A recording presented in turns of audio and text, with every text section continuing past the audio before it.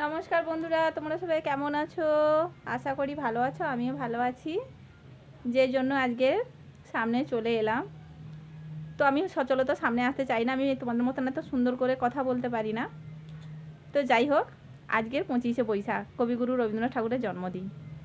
তো আমরা বাড়িতে থাকলে কি করি, স্কুলে অনুষ্ঠান দেখতে যাওয়া বা মোড়ের মাথায় এই কবিগুরু রবীন্দ্রনাথ ঠাকুরের জন্মদিনে যে অনুষ্ঠান হয় সেই অনুষ্ঠান দেখতে যাওয়া, কিন্তু আমরা কাজের সূত্রে বাইরে থাকি, সেই আনন্দ উপভোগটা আর করতে পারি না আমরা। তো যাই হোক, আজকে যে কথাটা আমি বলতে এলাম, কার কার এই গানটা ভালো লাগে প্লিজ কমেন্ট করে জানিও। আমার তো খুবই ভালো লাগে। গানটা হলো পুরানো সেই দিনের কথা। তো আমি একটুখানি গেয়ে শোনাচ্ছি।